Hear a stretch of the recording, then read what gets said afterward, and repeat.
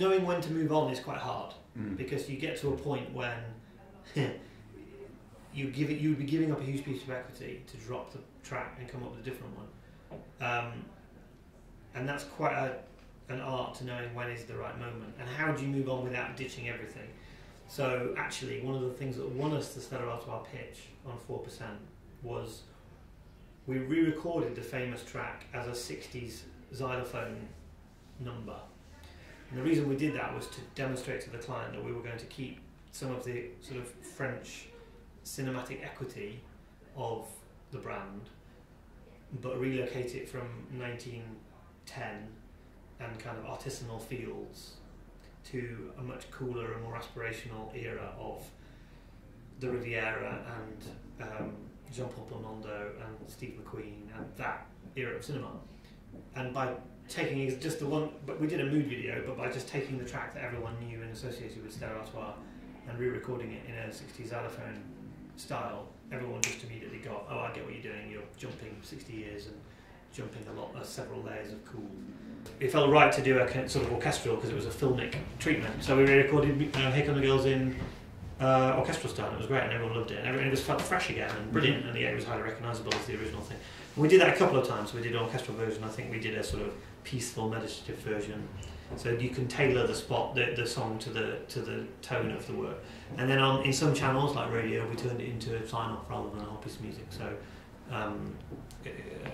in radio, obviously, unless music is carrying the entire message, it's harder when you've got film, it's the backing. When you've got just audio, it's either the dominant thing or it's not. So often the music then becomes the sting in radio, and it became a sting in some of our work, which again was less irritating. It was more about McDonald's or Intel, this is us.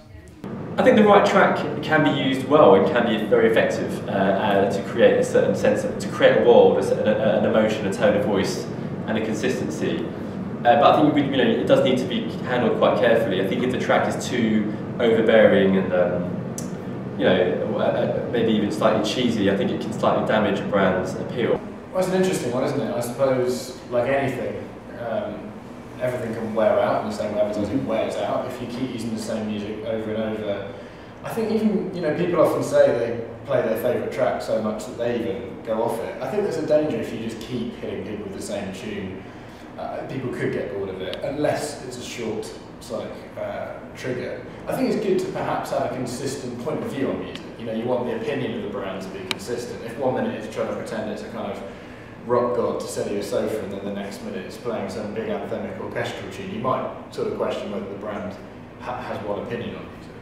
I think what's good about something like Here Come the Girls, and I think M&S for a while had a consistent track, is they're trying, I suppose, to tell different chapters of one story, right? So they're saying we're the brand that's going to help women have great makeup, dress up, look great for a night out, have the right cosmetics, the right prices. So if each time I hear that tune, it reminds me that this is another chapter in that story, then it creates a consistent glue so that I can add all of that together and go, these are all the different reasons why Boots is saying Here Come the Girls. I think it has a value. I think after a while, when you've kind of exhausted that story, you might need a new tune. I think one reason is that brands are wanting to stay current, so I guess they'll think I ought to have the next big thing.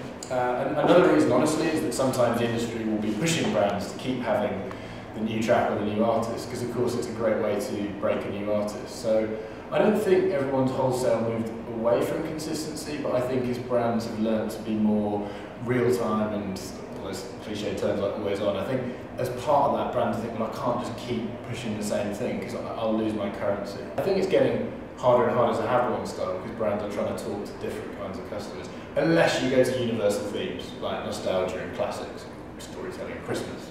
A large part of it is that we're creating global executions, and a lot of those were old school English jingles. So, they were understood in England. People understood the lyrics. If you're designing something for a global world, then coming up with a sting of music that has lyrics isn't the smartest way to go. There are some downsides to consistency.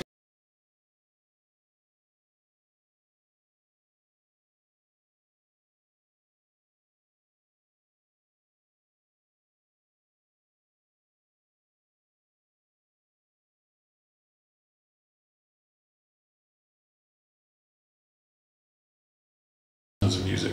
I mean, and all the barriers to that are well understood. We're all visually led, and the advertising community is art directors and copywriters, and they fired all the music guys years ago. And generally speaking, marketeers are not trained to speak in terms of music. They understand how to speak in terms of colour, and they form and function and product benefits.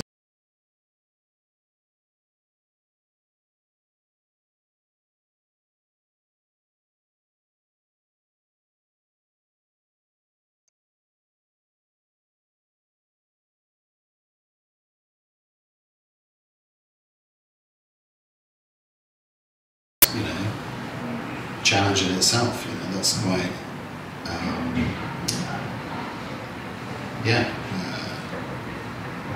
that can be quite inspiring. But you know the formula. Formulas are given, works for them. So new products will be worked into that formula, and off you go. I mean, the creative challenge is knowing how to keep it fresh and knowing when to quit.